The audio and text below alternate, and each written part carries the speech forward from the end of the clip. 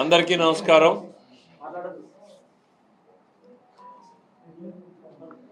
జగన్మోహన్ రెడ్డి గారు బెంగళూరు నుంచి వచ్చినప్పుడల్లా ఒక వింత కొత్త వాదనల్ని తెర మీదకి తెచ్చి వెళ్తూ ఉంటాడు. ఆ ముందు వారమో వచ్చాడు, నేను ఈ రాష్ట్రానికి అద్భుతమైనటువంటి అభివృద్ధి చేశాను, వ్యవస్థల్ని బలోపేతం చేశాను, నన్ను సన్మానించాల్సింది పోయి విమర్శిస్తున్నారని చెప్పేసి చెప్పాడు. నిన్నటికి నిన్న ఆయన సెల్ఫ్ సర్టిఫికేట్ ఇచ్చుకున్నాడు. బాబు ఫోన్లు ఆపేయమ్మా ప్లీజ్, ఆ ఫోన్ మాట్లాడాను ఆపేయండి కొంచెం. నా అంత మంచోడు ఈ రాష్ట్రంలోనే లేడు అనేటువంటిది సెల్ఫ్ సర్టిఫికేట్ ఇచ్చుకున్నాడు. తన వారసత్వం గురించి చెప్పుకున్నాడు. రాజారెడ్డి గారి దగ్గర నుంచి బాబాయ్ వరకు చనిపోయినప్పుడు చంద్రబాబు నాయుడు గారు అధికారంలో ఉన్నాడు అంటే ఆయనే కారణం అన్నట్టు చెప్పేటువంటి ప్రయత్నం చేశాడు. అంటే బాబాయ్ హత్య కేసులో ఏం జరిగింది అని ఈ రాష్ట్రంలో నిక్కరేసుకున్న కుర్రాడిని కూడా అడిగితే చెప్పేటువంటి పరిస్థితులు ఉన్నాయి. అట్లాంటి వాటిల్లో కూడా మీరు అసత్యాల్ని చెప్పేటువంటి ప్రయత్నం చేయడం అనేటువంటిది జీర్ణించుకోలేకపోతున్నారు. ఒక రెండు ముక్కలు, రాష్ట్ర రాజకీయాల్లో ఫ్యాక్షనిజం మొదలైంది వైఎస్ కుటుంబంతో. రాజకీయాలు నేరమయమైంది వైఎస్ కుటుంబంతో మొదలయ్యాయి. అంతకుముందు రాయలసీమలో ఫ్యాక్షనిజం ఉంది, ఎప్పుడో టైం ఇమ్మెమోరియల్ చరిత్ర కాలం నుంచి కూడా ఫ్యాక్షనిజం ఉంది. అది కుటుంబాల మధ్యనో వర్గాల మధ్యనో ఆధిపత్య పోరుగానో రకరకాల చారిత్రాత్మక కారణాలతో ఫ్యాక్షనిజం ఉంది. కానీ ఆ ఫ్యాక్షనిజానికి రాజకీయానికి ఎప్పుడూ కూడా జోడించినటువంటి సందర్భాలు లేవు. రాజకీయ నాయకులు ఎవరున్నా కూడా ఫ్యాక్షనిజానికి దూరంగా అదొక లా అండ్ ఆర్డర్ ఇష్యూగానే చూసేటువంటి వాళ్ళు. రాజశేఖర రెడ్డి ఫ్యామిలీ రాజకీయాల్లో మొదలుపెట్టిన తర్వాత రాజారెడ్డి గారు క్షేత్రస్థాయిలో తనకున్నటువంటి రాజ్యాధికారాన్ని అడ్డం పెట్టుకుని ఈ ఫ్యాక్షనిజాన్లో గ్రూపుల్ని ప్రోత్సహించి రాజకీయంగా లొంగ తీసుకునేటువంటి ప్రయత్నం మొదలుపెట్టారు. మీకు 2-3 సంఘటనలు చెప్తాను, ఎందుకంటే డీటెయిల్స్ మా రమేష్ గారు ఇంకా బాగా చెప్పగలుగుతారు. పులివెందల్లో 89 గవర్నమెంటు కాంగ్రెస్ గవర్నమెంట్ వచ్చిన తర్వాత ఫస్ట్ తీవ్రమైనటువంటి ఫ్యాక్షనిజానికి తోడ్పాటు ఇవ్వడం మొదలైంది. ఒక్కొక్క గ్రామంలో ఎవరైతే ఆ రోజున ప్రత్యర్థిగా ఉన్నటువంటి బలంగా ఉన్న పార్టీలు ఉన్నారో వాళ్ళని ఏ రకంగా లొంగ తీసుకున్నారు అనేటువంటిది. పార్నపల్లి అనేటువంటి ఒక గ్రామం స్టోరీ చెప్తాం.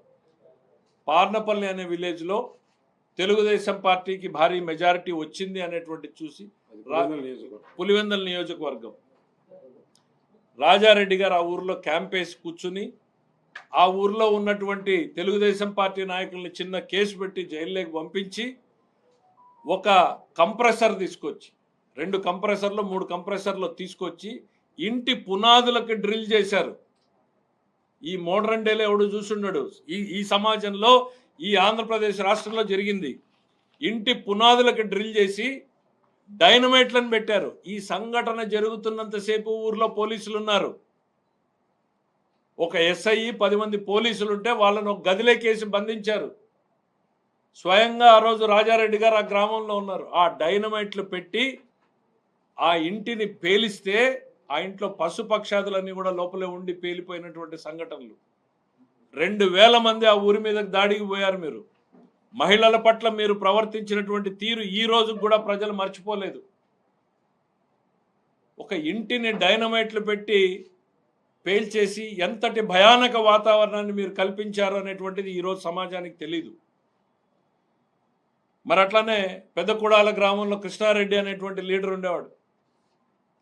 ఆయన వీళ్ళకి బలంగా ఎదురు నుంచున్నాడు అనేటువంటి దాంతో ఒక ఏం చేసినా ఒక పకడ్బందీ స్కెచ్లు వేయడం అనేటువంటిది రాజకీయాల్లో అప్పుడే మొదలైంది. అంటే ఎవరు ఎక్కడ పోలీసుల పాత్ర ఏం చేయాలి, వీళ్ళు ఏం చేయాలి అనేటువంటిదంతా ఆయన సెకండ్ షో సినిమాకి పోయేస్తూ ఉంటే ఆయన మీద ఇక్కడ దాడి జరుగుతుంది. అదే టైంలో హైదరాబాద్లో ఉన్న రాజశేఖర రెడ్డి గారు ఓ అధికారితో గొడవ పెట్టుకుంటాడు. నేను హైదరాబాద్లో ఉన్నాను అని ప్రూవ్ చేసుకోవడానికి, ఎలిబి సృష్టించుకోవడానికి. అంటే రాజకీయంలో హింసని కొత్త పుంతలు తొక్కించినటువంటి ఫ్యామిలీ మీది.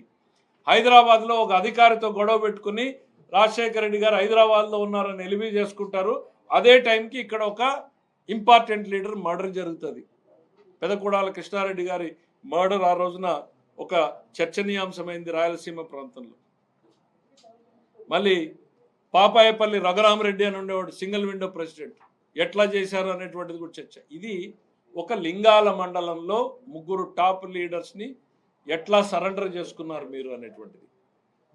ఇట్లా చెప్పుకుంటూ పోతే 10ల సంఖ్యలో ఈరోజు వాళ్ళ సంఘటనలు ఉన్నాయి. జగన్మోహన్ రెడ్డి గారు వచ్చి మాది స్వాతంత్ర సమరయోధులు అనే కుటుంబం అని చెప్పినా చెప్తాడేమో రేపు పొద్దున తరానికి. కాబట్టి వాస్తవాల్ని ప్రజల ముందు పెట్టాల్సినటువంటి అవసరం ఉంది అని తెలుగుదేశం పార్టీ గుర్తించింది. పులివెందల సంఘటనలు, పులివెందల ఘటనలన్నింటి మీద కూడా ఒక పుస్తకాన్ని వెలువర్చాలనేటువంటి ఆలోచన తెలుగుదేశం పార్టీ చేస్తూ ఉంది. రాజశేఖర రెడ్డి ముందు రాజకీయాలు ఎట్లా ఉన్నాయి, వైఎస్ కుటుంబం ముందు, తర్వాత నేరమయం ఎట్లా అయినాయి అనేటువంటి దాన్ని, రాజకీయాల్ని నేరమయం చేసిందే మీరు. ఆ వృత్తి వదులుచుకోవడానికి 30 సంవత్సరాలు ఈ రాష్ట్రానికి పట్టింది. చంద్రబాబు నాయుడు అధికారం లేకొస్తే ఏ పార్టీ అని చూడకుండా ఫ్యాక్షనిజాన్ని కంట్రోల్ చేసినటువంటి వ్యక్తి చంద్రబాబు నాయుడు గారు. ఒకవైపు లేని ఫ్యాక్షనిజాన్ని రాజకీయానికి జోడించి రాజకీయ పునాదుల్ని నిర్మించుకున్నటువంటిది మీ కుటుంబం. సో ఈ చరిత్ర మొత్తం తెలుసుకోవాల్సినటువంటి పరిస్థితి ఉంది. అట్లాంటి మీరు మీకు సెల్ఫ్ సర్టిఫికేట్ ఇచ్చుకుంటున్నారు. నా అంత మంచోడు రాష్ట్రంలో లేరు, నా అంత అమాయకుడు లేడు. మీరు విక్టిమ్ కాదు, మీరు మీరు మీరు బాధితుడు కాదు, మీరు ముద్దాయిలు, మీరు నిందితులు. ఈ ప్రజాస్వామ్యంలో మీరు ముద్దాయిలు, నిందితులు, నేరమయ రాజకీయాలకు పునాదులు వేసినటువంటి వ్యక్తులు. మీ నైజం నేరం, మీ రాజకీయం నేరమయం. అది రాజారెడ్డి గారితో ఆగిపోలేదు, మీ దగ్గర కూడా కొనసాగుతూనే ఉంది. రప్పా రప్పా నరుకుతామంటే వాడిని పిలిచి ఫోటో తీసుకుంటారు. వేట కొడవలతో మేకని బలించి వేడి రక్తంతో రక్తాభిషేకం చేసుకుంటే వాటిని ప్రోత్సహిస్తారు. కారు కింద నిమ్మకాయలాగా తల కార్యకర్తల్ని నలుగుతూ ఉంటే నిర్లక్ష్యంగా చూస్తూ ముందుకెళ్ళిపోగలిగినటువంటి నైజం మీది. అధికారమే పరమావధి, తనామనా లేదు, తల్లి చెల్లి లేదు. సొంత పార్టీ కార్యకర్త కారు కింద నలిగిపోయినా పట్టించుకునేటువంటి పరిస్థితి లేదు. అది ఇంకా చెప్తూ పోతే డాక్టర్ సుధాకర్ నుంచి సుబ్రహ్మణ్యం వరకు, బాబాయ్ హత్య వరకు. ఇవాళ గొడ్డలి అని అంటేనే మీకు ఉలికిపాటు పడతా ఉన్నారు. గుండెపోటుకి గొడ్డలిపోటుగా ఈ రాష్ట్రం అర్థం చేసుకోవడానికి ఓ 24 గంటలు పట్టింది. గొడ్డలిపోటును కూడా గుండెపోటుగా చూపించగలరు. ఈరోజు ఇన్ని అకృత్యాలు చేసిన మీరు మేము అమాయకులు అని చెప్పుకోగలరు. మీరు నిజాల్ని ప్రజల ముందుకు చెప్పాల్సినటువంటి బాధ్యత ఉంది. అందుకనే చెప్తున్నాం, గొడ్డలి పార్టీ సమాజానికి హానికరం. గొడ్డలి పార్టీ నెవర్ అగైన్ అని నేను అసెంబ్లీలో చెప్పాను. నేను మొదటి బడ్జెట్లో చెప్పాను గొడ్డలి పార్టీ సమాజానికి హానికరం అని. మొన్న రెండో బడ్జెట్లో చెప్పాను గొడ్డలి పార్టీ నెవర్ అగైన్ అని. ఎందుకు అనంటే ఒక తరం నష్టపోయింది, రెండో తరం నష్టపోతుంది. ప్రపంచంలో శరవేగంగా మార్పులు వస్తూ ఉంటే అందిపుచ్చుకునేలాగా యువకుల్ని తయారు చేయాల్సినటువంటి బాధ్యత ఈ రాజకీయ వ్యవస్థ మీద ఉంది. మీరేం చేశారు? చంద్రబాబు నాయుడు ఒక తరానికి ఉపాధి కల్పించేటువంటి సాఫ్ట్వేర్ మీకు ఇష్టం ఉన్నా లేకపోయినా, మీ తండ్రి గారు ఏం మాట్లాడారో నేనున్నాను ఆ రోజు. ఆయన ఇంటర్నెట్ గురించి ఎన్ని జోకులు వేశారో విన్నారు. ఆ ఇంటర్నెట్టే ఈరోజు మన పిల్లలకు ఉద్యోగ ఉపాధి అవకాశాలు ఇచ్చింది. ఈరోజు మీకు ఏ రాజకీయంలో మీరు బెంగళూరు నుంచి వస్తే ఈ చంద్రబాబు నాయుడు గారు తపనబడి ఇన్ని లక్షల ఉద్యోగాల కల్పనకి దాదాపు 800 కంపెనీలు ఇవాళ గ్రౌండ్ చేయబోతున్నాం. వివిధ దశల్లో ఉన్నాయి. నువ్వేం చేసావు? గొడ్డలి వేటేసావు పరిశ్రమ రంగం మీద. ఉన్న పరిశ్రమల్ని తరిమేసావు. పోలవరం డయాఫ్రమ్ వాళ్ళు పోయేలాగా గొడ్డలి వేటేసావు. ఎన్నికల వ్యవస్థ మీద గొడ్డలి వేటేసావు. ప్రతి వ్యవస్థ మీద గొడ్డలి వేటేసావు. లా అండ్ ఆర్డర్ని పనిచేయకుండా గొడ్డలి వేటేసావు. అలాంటి గొడ్డలి గురించి మాట్లాడుతూ ఉంటే మీరు ఖచ్చితంగా ముమ్మాటికి గొడ్డలి పార్టీనే. ఈ రాష్ట్రంలో ప్రతి కుటుంబం కూడా దీన్ని గుర్తుపెట్టుకోవాల్సినటువంటి పరిస్థితులు ఉన్నాయి. 5 ఏళ్ల క్రితం మనం ఎంత భయానకమైనటువంటి వాతావరణం ఈ రాష్ట్రంలో ఉంది. ఈరోజు నేరుగా ప్రభుత్వాన్ని కూడా ప్రశ్నించే స్థాయిలో ప్రజలు ఉన్నారు. That is the democracy we are living in today. మీరు భయం అచ్చెన్న గారు అరెస్టు దగ్గర నుంచి చంద్రబాబు నాయుడు గారు అరెస్టు వరకు జరిగినటువంటి సంఘటనలు ఒక్కసారి చూస్తే శుక్రవారం వచ్చిందంటే ఏ నాయకుడు అరెస్టు, శుక్రవారం వచ్చిందంటే ఏ పొక్లైన్లు ఏ ఇంటి మీద పడి ఎవడి ఇంటిని కూలుస్తారో తెలీదు. అదే పొక్లైన్లను మీరు కూల్చడానికి వాడితే అదే పొక్లైన్లు రాష్ట్రాన్ని నిర్మించడానికి ఈరోజు చంద్రబాబు నాయుడు వాడుతున్నాడు. ఇదే రమేష్ గారి పార్లమెంట్ కాన్స్టిట్యున్సీలో వెళ్ళి ఆర్సలర్ మిట్టల్ దగ్గర చూడండి ఎన్ని వందల పొక్లైన్లు పనిచేస్తూ ఉన్నాయో. నిర్మించడానికి మేం వాడితే ప్రజావేదిక దగ్గర నుంచి ఇళ్లు కూల్చడానికి మీరు పొక్లైన్లు వాడినటువంటి సంస్కృతి మీద ప్రజలు ఇవన్నీ కూడా మర్చిపోలేదు. నేరం మీ నైజం, నేరమయ రాజకీయాల్ని మొదలుపెట్టిందే ఈ రాష్ట్రంలో మీరు మీ కుటుంబం అనేటువంటిది గుర్తు చేస్తున్నారు. దాన్ని ఇవాల్టికి పెంచి ప్రోత్సహిస్తున్నారు. ఒకవేళ ఒక తరం చేసి ఉండొచ్చు, మీకు సంబంధం లేకపోతే ఈరోజు మేము మాట్లాడం, కానీ మీరు కూడా ఆ నేరమయ రాజకీయాల్ని ప్రోత్సహిస్తున్నారు. పోలీసు వ్యవస్థని కంట్రోల్ చేసేటువంటి ప్రయత్నం చేశారు, అధికారంలో ఉన్నప్పుడు బెదిరింపులు చేశారు. నేరమయం చేస్తున్నటువంటి ఈరోజు కార్యకర్తల్ని పెంచి పోషిస్తూ ఉన్నారు. ఇక బాబాయ్ హత్యలోనూ లేకపోతే నారాసుర రక్త చరిత్ర అని చేశారు. చంపింది మీకు సంబంధించిన వ్యక్తులు అనేటువంటిది మీ చెల్లెలు చెప్తా ఉంది. రెండో వైపు ఏమో చంద్రబాబు నాయుడు గారి మీద ఒక నారాసుర రక్త చరిత్ర అని చెప్పి ఒక ఎలక్షన్ చేసుకున్నారు. మీ తాత మర్డర్ కేసులో ఇవాళ మాకు సంబంధం ఉంది అనేటువంటిది ఆయన పార్థసారథి రెడ్డి గారు చాలా స్పష్టంగా ఆ రోజు జరిగినటువంటి సంఘటనలు ఏంటి అనేటువంటి చెప్పారు. సొంత పార్టీ మీరు చెప్పారు రిలయన్స్కి సంబంధం ఉంది అని. మీ నాయకులు మొత్తం రిలయన్స్ షోరూమ్లన్నీ తగలబెట్టారు, మా అనంతపూర్లో తగలబెట్టారు. నా మీద నిలబడిన మొదటి ముద్దాయిగా కూడా కేసు ఉన్నింది. మీరు అధికారంలోకి రాగానే ఆ కేసులన్నీ తీసేశారు, ఆ రిలయన్స్కి మీరు పార్లమెంట్ సభ్యులు ఇచ్చారు. కానీ ఈరోజు మళ్ళీనేమో చంద్రబాబు నాయుడు గారు హస్తం ఉందేమో అనేటువంటిది మాట్లాడతారు. నాలుక ఇంకేమన్నా మీకు అధికార దాహం ఎట్లా ఉంది అనే దానికి మీకు తల్లి చెల్లి లేదు అనేటువంటిది ఎట్లా అయితే అందరూ చెప్తా ఉన్నారో తండ్రి కూడా మీ లెక్కలో లేడు అనేటువంటి దానికి 2-3 ఎగ్జాంపుల్ చెప్పాలనుకుంటా. ఆ రోజు అచ్చెన్నాయుడు గారు చెప్పారు, బొత్స సత్యనారాయణ గారు స్టేట్మెంట్ ఇచ్చాడు, వైఎస్ మరణంలో వెనకాల జగన్మోహన్ రెడ్డి గారి పాత్ర ఏముందో తెలియాలి అనేటువంటిది బొత్స సత్యనారాయణ గారు చెప్పారు. దాని మీద మీరు ఇంతవరకు స్పష్టత ఇవ్వలేదు. అసలు రాజశేఖర రెడ్డిని ముద్దాయి చేసింది ఎవరు? తెలుగుదేశం పార్టీనా, కాంగ్రెస్ పార్టీనా? ఉండవల్లి అరుణ్ కుమార్ గారు ఆ రోజు స్టేట్మెంట్ ఇచ్చాడు. ఇవన్నీ కూడా ప్రజలు మర్చిపోయారు, అందుకనే ఒకసారి గుర్తు చేయాల్సిన అవసరం ఉంది. రాజశేఖర రెడ్డిని ముద్దాయి చేసింది వైఎస్ జగన్మోహన్ రెడ్డి.